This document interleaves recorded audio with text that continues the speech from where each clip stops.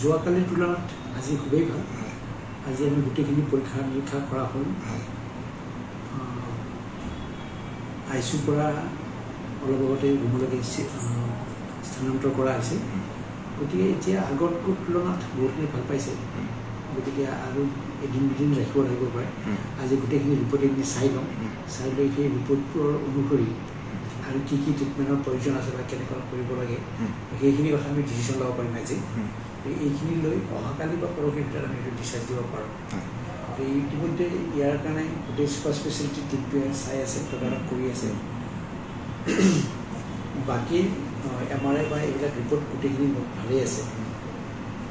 তেজৰ পৰীক্ষাত কিছু কিবা তাৰতম্য আছে, সেইখিনি ট্ৰিটমেণ্ট কৰিলে ভাল হৈ যাব। গতিকে সেইবিলাক আকৌ চিন্তাৰ বিষয় নাই। গতিকে থোৰতে আগতে তেওঁ ভাল পাইছে আৰু অতি সোনকালে আমি ইয়াৰ পৰা তেওঁ বিদায় দিব। আচলতে ষ্ট্ৰেছ আৰু অভাৰলোড বেছিকৈ কাম কৰে, দিনে ৰাতি কাম কৰে। আচলতে নিয়মানুৱৰ্তিতাটো বৰ প্ৰয়োজন মানুহৰ জীৱনত। গতিকে যিমানেই কাম নকৰোঁ কিয় এটা নিয়মৰ মাজত কৰিব লাগে। সেইকাৰণে তেওঁৰ কামৰ কৰ্মৰ যিটো শৈলী সেইটো ক্ষেত্ৰত তেওঁ দিনত শুই থাকে, ৰাতি কাম কৰে। তেওঁৰ অলপমান ওলোটা। গতিকে এই ক্ষেত্ৰত যদি দিনত শুৱে ৰাতি কাম কৰে তেতিয়াহ'লে দিনটো শুবই লাগিব। যদি দিনতো নুশুৱে ৰাতিও নুশুৱে তেতিয়াহ'লে দিগদাৰ হ'ব। ঠিক তেনেকুৱা ধৰণৰ কথা। গতিকে যিমান যি কাম কৰিলেও এটা নিয়মৰ মাজত থাকিব লাগিব, নিয়মৰ মাজত খাব লাগিব, নিয়মৰ মাজত শুব লাগিব। গতিকে এই কথা কৰিছে। তেওঁৰ যিটো আগতো হৈছিলে, এইবাৰো হৈছে চিজাৰটো, সেইটো আচলতে মেডিচিনটো ৰেগুলাৰ খাই থাকিব লাগে। মেডিচিনটো ৰেগুলাৰ নাখায়, মাজত যদি কণ্টিনিউটি নাথাকে তেতিয়াহ'লে এই ধৰণৰ কথাবিলাক আহি পৰে। গতিকে আমি কওঁ যে কি বেলেগ খোৱা পাহৰিলেও মেডিচিন পাহৰিব নালাগে আৰু এইটো কণ্টিনিউ খাব লাগে। গতিকে তেওঁ সেইখিনি যদি সদায় নিয়মানুৱৰ্তিতাৰ মাজত থাকে, বিশেষকৈ মেডিচিন খোৱাৰ ক্ষেত্ৰত যদি সদায় নিয়মত থাকে, নিশ্চয় এনেধৰণৰ আৰু কালিতো কমপ্লিটলি লিকুইড দিছিলোঁ। আজি তেওঁ চলিড খাব দিয়া হৈছে। আজি তেওঁ যি মন যায় খাব দিয়া হৈছে। সেইটোলৈ প্ৰব্লেম নাই। যোৱাকালিৰ তুলনাত আজি খুবেই ভাল। আজি আমি গোটেইখিনি পৰীক্ষা নিৰীক্ষা কৰা হ'ল। আইচিউৰ পৰা অলপ আগতে ৰুমলৈকে স্থানান্তৰ কৰা হৈছে। গতিকে এতিয়া আগৰ তুলনাত বহুতখিনি ভাল পাইছে। গতিকে আৰু এদিন দুদিন ৰাখিব লাগিব পাৰে।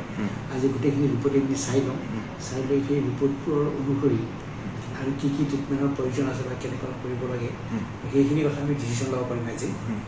এইখিনি লৈ অহাকালি বা পৰহিৰ ভিতৰত আমি এইটো ডিচাইড দিব পাৰোঁ। ইতিমধ্যে ইয়াৰ কাৰণে গোটেই ছুপাৰ স্পেচিয়েলিটি টিমটোৱে চাই আছে, তদাৰক কৰি আছে। বাকী MRI বা এইবিলাক ৰিপৰ্ট গোটেইখিনি ভালেই আছে। তেজৰ পৰীক্ষাত কিছু কিবা তাৰতম্য আছে, সেইখিনি ট্ৰিটমেণ্ট কৰিলে ভাল হৈ যাব। গতিকে সেইবিলাক আকৌ চিন্তাৰ বিষয় নাই। গতিকে থোৰতে আগতে তেওঁ ভাল পাইছে আৰু অতি সোনকালে আমি ইয়াৰ পৰা তেওঁ বিদায় দিব। আচলতে ষ্ট্ৰেছ আৰু অভাৰলোড বেছিকৈ কাম কৰে, দিনে ৰাতি কাম কৰে।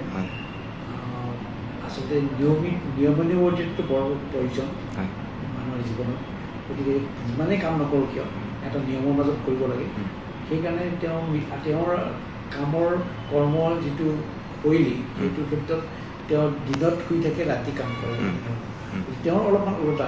গতিকে এই ক্ষেত্ৰত যদি দিনত শুৱে ৰাতি কাম কৰে তেতিয়াহ'লে দিনটো শুবই লাগিব। যদি দিনতো নুশুৱে ৰাতিও নুশুৱে তেতিয়াহ'লে দিগদাৰ হ'ব।